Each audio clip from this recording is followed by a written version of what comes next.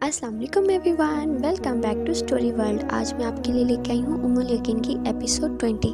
لیکن story start کرنے سے پہلے میں آپ کو ایک بات کہنا چاہتی ہوں کہ اس اسٹوری کو اپنے فرینڈز اینڈ فیملی سرکل میں ضرور شیئر کریں، کیونکہ آج کل کے ٹائم میں ہمیں ضرورت ہے کہ ہم ایسے موٹیویشنل ناولز یا اسٹوریز سنیں یا پڑھیں اور خود پر دھیان دیں کہ ہم لوگ کیا کر رہے ہیں اور ہم لوگ کہاں جا رہے ہیں۔ Thank you. لاسٹ ایپیسوڈ میں ہم نے دیکھا تھا کہ جو بوڑھا کوڑی تھا وہ مر گیا تھا، تو اور اس کو کھانے کے لیے پرندے اس کے سر پہ آ رہے ہوتے ہیں، اور دبیسا یہ سب دیکھتی ہے تو اس کا مائنڈ ایک دم سے چینج ہو جاتا ہے، اور وہ کہتی ہے کہ ہمیں اللہ تعالیٰ کو پکارنا چاہیے اور ہم لانتی نہیں ہیں، بدبخت نہیں ہیں۔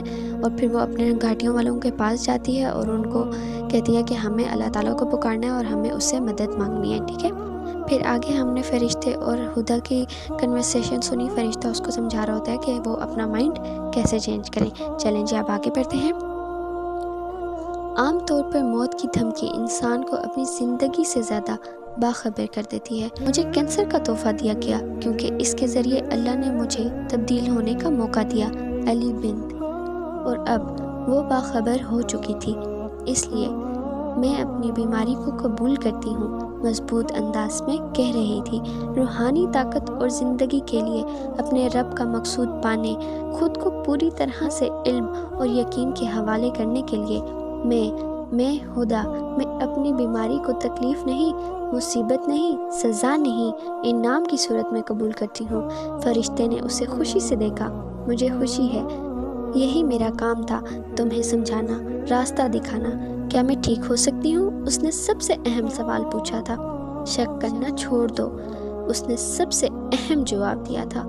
میں ٹھیک ہونا چاہتی ہوں، شفا یاب۔ وقت کی مقدار اور گنتی کو بھول جاؤ، اپنا حوصلہ پہاڑ بنا لو اور اپنی ہمت آسمان۔ خدا سے تجارت شروع کر دو۔ تجارت؟ فرشتہ اسے حیران کرتا رہا تھا، لیکن اس بار کچھ زیادہ ہی حیران کر دیا تھا۔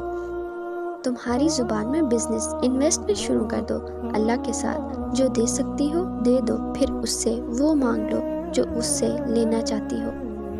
کہنا عجیب لگ رہا ہے، لیکن شاید تمہارا دماغ چل گیا ہے۔ تم مجھے اللہ کے ساتھ بزنس کرنے کے لیے کہہ رہے ہو؟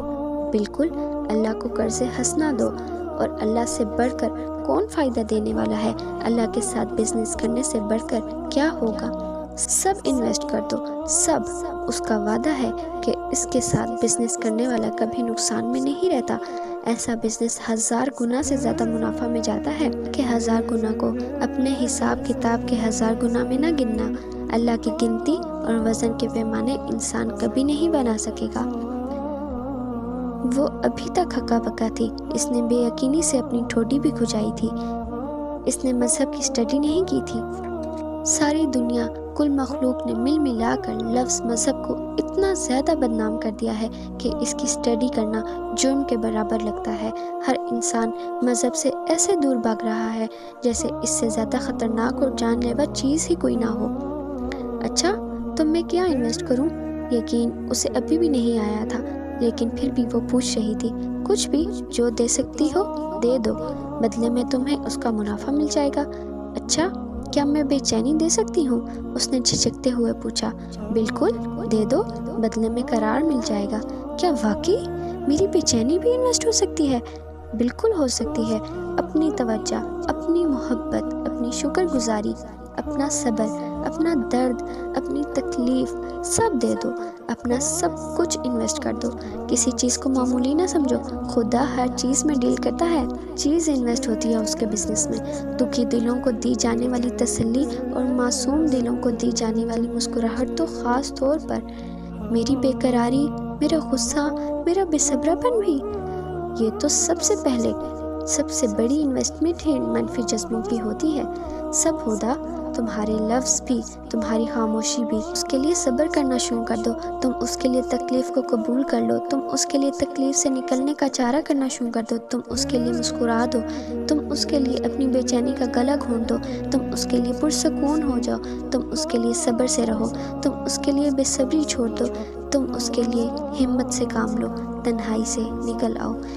یہ سب تم اس کے لیے کرتی جاؤ اور پھر وہ تمہارے لیے سب کر دے گا۔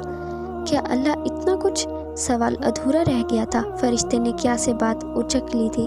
خدا کے اختیار پہ کبھی کیا کا سوال نہیں اٹھاتے ہدا؟ کیا بہت بڑا اعتراض ہے؟ کیا وہ میری مدد کرے گا؟ کیا وہ مجھے معاف کرے گا؟ کیا وہ مجھے سنتا ہے؟ کیا وہ اللہ ہمیشہ موجود رہا ہے، وہ کبھی کیا نہیں ہوتا۔ اس لفظ کو اپنے دل سے نکال دو۔ خدا کی صفات پر کیا نہیں لگ سکتا؟ وہ تو کن کہتا ہے اور فیکون ہو جاتا ہے۔ کیا شک کو شیطان نے بنایا ہے اور انسان کے ہاتھ میں پکڑا دیا ہے؟ ہدا کو جیسے سارے جہان کی دولت مل گئی تھی۔ کمال ہو گیا، وہ مسکرا رہی تھی۔ کتنی بے وقوف رہی ہوں میں۔ ہاں، بہت بڑی پھول۔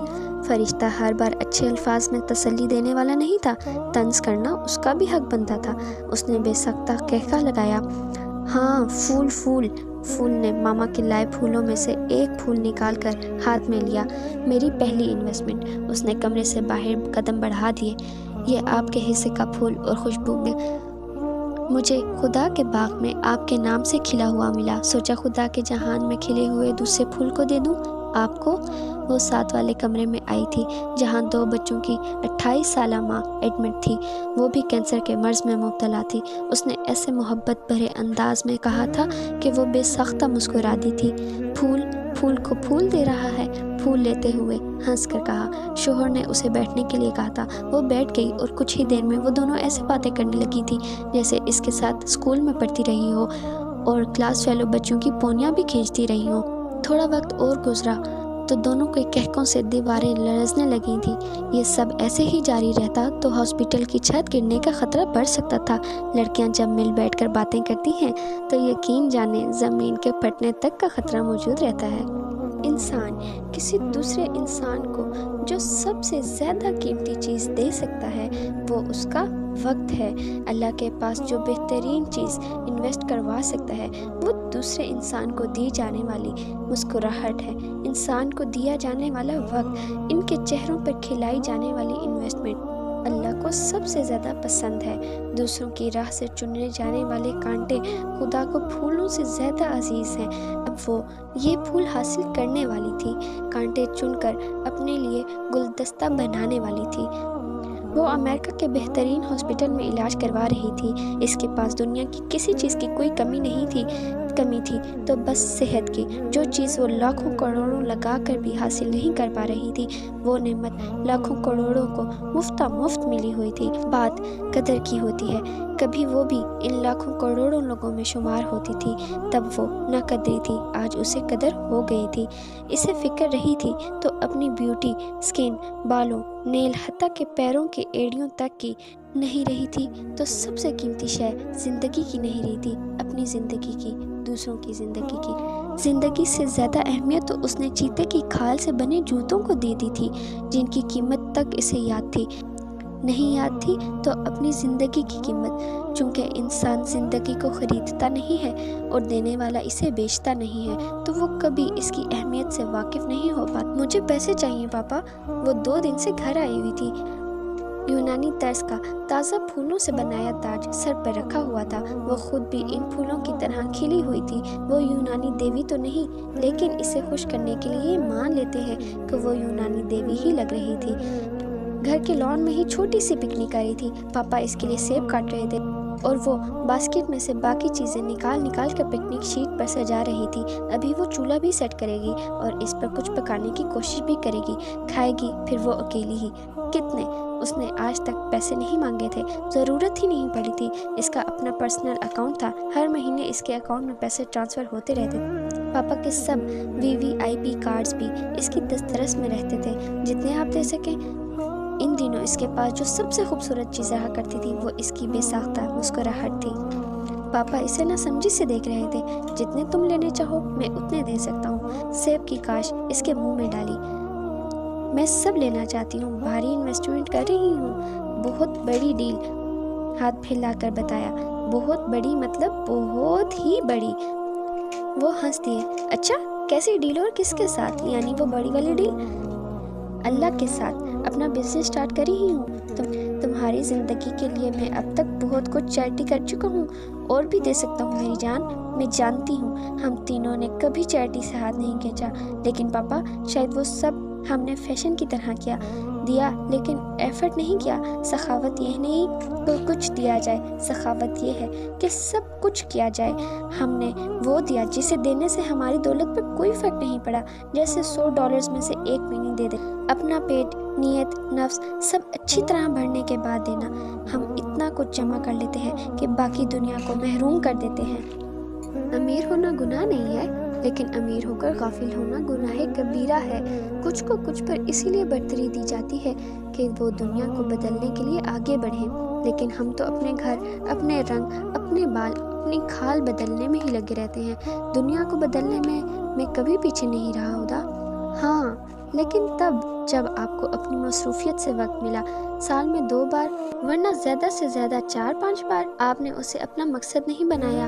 آپ کا کروڑوں کا بزنس، پراپرٹی مجھے نہیں بچا سکی۔ دیکھیں ان سب چیزوں کی قیمت کتنی معمولی ہے۔ کیا ہم ان معمولی چیزوں کو دوسروں کے لیے غیر معمولی بنا سکتے ہیں؟ جو چیزیں مجھے کچھ نہیں دے سکی، وہ دوسروں کو بہت کچھ دے سکے گی۔ آسانیاں، مسکراہٹیں، راحتیں، سب سے بڑھ کر شفا۔ کیا کرنا چاہتی ہو تم؟ اس نے اپنا کام شروع کر دیا تھا۔ اس کی NGO سے بات ہو چکی تھی، وہ انہیں فنڈز اکٹھے کر کے دینے والی تھی، اور وہ کانگو افریقہ میں ہاسپٹل بنانے والے تھے۔ چیریٹی کی ابتدا اس نے خود سے کی تھی۔ وہ اپنے ڈریسنگ روم میں آئی تھی۔ آخری بار وہ یہاں تب آئی تھی جب اسے کنووکیشن کے لیے تیار ہونا تھا۔ اس کی یہ واک ان کلوزٹ تھی، اس کے گھر کا سب سے بڑا حصہ۔ اسے پروفیشنل ٹیم نے آ کر ویسے ہی سیٹ کیا تھا جیسے بڑے برانڈز کے سٹور سیٹ کیے جاتے ہیں۔ ہر چیز شوکیس تھی۔ فیشن کی دنیا کی کوئی ایک بھی چیز ایسی نہیں تھی جو یہاں موجود نہیں تھی۔ اگر وہ ایک ایک چیز کو گننے اور اس کی خوبیاں گنوانے بیٹھتی تو ایک چھوٹی سی ڈکشنری تیار ہو سکتی تھی۔ یہاں موجود سب سے معمولی چیز اس کے فر سلیپرز تھے، جنہیں پہن کے وہ ڈریسنگ روم میں چلا پھرا کرتی تھی، اور ان کی قیمت صرف $2050 3 لاکھ تھی۔ کمرے کے درمیان میں وہ کھڑے ہو کر گردن گھما کر ایک ایک چیز کو دیکھ رہی تھی۔ ہر طرف برانڈز ہی برانڈز تھے، تاریخی نایاب جیولری، نیلامیوں میں خریدے گئے کچھ خاص بیگز، جیکٹس، جانوروں کی کھالوں سے بنے جوتے، ہاتھ کی کاریگری کے کچھ نایاب نمونے۔ ہر طرف نمائش تھی، ہر طرف پیسہ تھا، سفید سونے، ہر رنگ کے ہیرے موتی کے پہاڑ تھے، لاکھوں ڈالر سے بنا روم، کروڑوں کی مالیت کی چیزوں کے لیے۔ یہ سب چیزیں یہ اس کے کسی کام نہیں آئی تھی۔ وہ ہاسپٹل میں اکیلی جنگ لڑ رہی تھی۔ سادگی ایمان میں سے ہے۔ حدیث: انسان کو سونے کے پہاڑوں میں دفن ہونے کے لیے، ہیرے موتی کو اوڑھنے بچھونے کے لیے پیدا نہیں کیا گیا۔ یہ چیزیں بس پتھر ہیں۔ لباس وہ کتنا ہی مہنگا ہو، بس جسم پر پردہ اور آرام ہے۔ اس سے زیادہ اسے کچھ اور سمجھنا بے وقوفی ہے۔ اس سے زیادہ اس پر خرچ کرنا اس سے بڑی بے وقوفی ہے۔ خوراک، بس پیٹ بھرنا، بھوک ختم کرنا، بس کتنا کھاؤ گے اور کیا کیا کھا جاؤ گے۔ نہ دولت فخر ہے، نہ غربت لعنت۔ زندگی کا ہدف جسم، لباس یا خوراک نہیں ہے۔ حضرت عیسیٰ: اس نے سب سے پہلے اپنی سب سے پیاری چیز کی طرف ہاتھ بڑھایا تھا، گلابی ہیروں کا نیکلس۔ پاپا نے بڑی بولی لگا کر اس کی 18ویں سالگرہ کے لیے یہ گفٹ لیا تھا۔ اپنی خوبصورتی، نایابی اور بڑی بولی کی وجہ سے یہ نیکلس اس کے دل کے بہت قریب تھا۔ مرر کے سامنے کھڑے ہو کر اس نے نیکلس کو گلے کے ساتھ لگا لیا تھا۔ اب وہ اسے پتھر کے چند ٹکڑے لگے تھے۔ جو سب سے قیمتی چیز مرر میں دکھائی دے رہی تھی وہ خود تھی۔ میں نے اپنی قیمتی گھڑیوں سے چھٹکارا پایا، برانڈڈ کپڑوں سے بھی۔ میں نے سب کچھ چیریٹی کر دیا، ان کی کوئی حیثیت نہیں رہی تھی۔ علی بنت: انسٹا پر اس نے نیلامی کا آغاز کر دیا تھا۔ سب سے پہلے گلابی ہیرے ہی نیلامی کے لیے پیش کیے گئے تھے۔ اس قیمتی اور نایاب نیکلس کی نیلامی کی خبر اس کے کینسر کی خبر سے زیادہ وائرل ہوئی تھی۔ دنیا اسے خریدنے کے لیے پاگل ہو گئی تھی۔ وہ سمجھ چکی تھی کہ دنیا کو پاگل ہی ہونا ہے۔ کبھی وہ بھی اس پاگل دنیا میں شمار ہوتی تھی۔ ایک مشہور پاپ سنگر کی جیکٹ لینے کے لیے اس نے نیلامی کی بولی کی ساری حدیں پار کر لی تھیں۔ اس وقت وہ 19 سال کی تھی۔ اسی سنگر کی صرف 30 منٹ کی ایک ملاقات کے لیے پاپا نے پورے $50,000 پے کیے تھے۔ وہ اس سے ملنے کے لیے مری جا رہی تھی۔ اب وہ سنگر جانتا بھی نہیں تھا کہ وہ واقعی میں مر رہی ہے۔ اس کی جیکٹ وارڈروب میں کسی ٹرافی کی طرح لٹک رہی تھی۔ وہ نہ اسے سانس دے رہی تھی، نہ دوا۔ پھر عمارتیں، چیزیں اور پتھر، انسان نے اپنا قبرستان خود تیار کر لیا ہے اور وہ جانتا بھی نہیں ہے۔ ایک ایک کر کے وہ اپنی ساری چیزیں آن لائن سیل کر رہی تھی۔ اس سیل کو NGO کی ٹیم ہی ہینڈل کر رہی تھی۔ وہ مشہور تھی، اس کی چیزیں بھی عام نہیں تھی، اس لیے قیمت اچھی مل رہی تھی۔ اس نے انٹرویو کے لیے رابطہ کرنے والوں کو رسپانس دینا بھی شروع کر دیا تھا۔ ظاہر ہے وہ شو پیس بننے کے لیے تیار نہیں تھی، لیکن تھوڑا بہت ایڈجسٹ کر رہی تھی۔ وہ فنڈز کے لیے ایکٹیو ہو چکی تھی۔ یہ وہی سوشل میڈیا تھا جس پر اس نے اپنی زندگی کا قیمتی وقت برباد کیا تھا۔ اب بھی وہ یہی سوشل میڈیا تھا جو زندگیوں کو بچانے کے لیے فنڈز جمع کرنے میں اس کی مدد کر رہا تھا۔ صراط مستقیم، درست سمت ہر شے کے معنی بدل دیتی ہے۔ اسے یہ سب کام کرتے ہوئے 5 مہینے گزر چکے تھے۔ ڈاکٹرز کا بتایا ہوا وقت، موت کا وقت کب کا گزر چکا تھا۔ وہ زندہ تھی، پوری طرح سے حرکت میں تھی۔ اب وہ گاہے بگاہے ہاسپٹل سے نکل آتی تھی، ہفتے 10 دن میں کسی نہ کسی ایونٹ میں چلی جاتی تھی۔ وہ خود بھی بھول چکی تھی کہ ڈاکٹرز کا بتایا وقت آ کر چلا گیا ہے۔ ماما پاپا اس کی صحت سے خوش تھے، اس کے گالوں پر لالی پڑنے لگی تھی، آنکھوں کی چمک بڑھ گئی تھی۔ اس نے جس چیز کے ذائقے کا کبھی مزہ نہیں چکھا تھا، اس ذائقے سے اب وہ لطف اندوز ہو رہی تھی، زندگی کے ذائقے سے۔ 3 گھنٹے وہ سیلون میں گزار دیا کرتی تھی، اب انہی 3-4 گھنٹوں میں وہ 3-4 میٹنگز اٹینڈ کر لیتی تھی۔ اسے کہیں نہ کہیں فنڈ ریزنگ کے لیے جانا پڑتا تھا، وہ وہاں چلی جاتی تھی۔ کچھ بڑے چینلز بھی اسے اپنی ایوارڈ تقریبات میں بلاتے تھے۔ وہ ایونٹس چارج نہیں کرتی تھی، فنڈز کی ڈیمانڈ کرتی تھی۔ جو ڈریس پہنتی تھی، جو بیگ پکڑتی تھی، کانوں میں پڑے ایئرنگز تک پر اسے فنڈز مل رہے تھے۔ یہ وہی چیزیں تھیں جنہیں پہن کر وہ پیسہ برباد کرتی تھی، اب یہی چیزیں تھیں جن سے وہ فنڈز وصول کر رہی تھی۔ نیت کی تبدیلی سے چیزیں وہی رہتی ہیں، لیکن ان کے فائدے بدل جاتے ہیں۔ انسانیت کی خدمت، فلاح کے لیے جو امداد جمع کی جاتی ہے وہ کوشش سے نہیں، نیت سے جمع کی جاتی ہے۔ لوگ اس گمان میں رہتے ہیں کہ فلاں ہاسپٹل یا ٹرسٹ چندے سے بنا ہے۔ نہیں، بندہ نیت کرتا ہے، اللہ تکمیل کرتا ہے۔ بس ایک سچی نیت اور کوشش چاہیے۔ آپ ایدی جیسا اتنا بڑا ٹرسٹ کیسے چلا رہے ہیں؟ اتنے زیادہ فنڈز کون دیتا ہے؟ زمین والوں کے لیے آسمان والا دیتا ہے۔ ایدی۔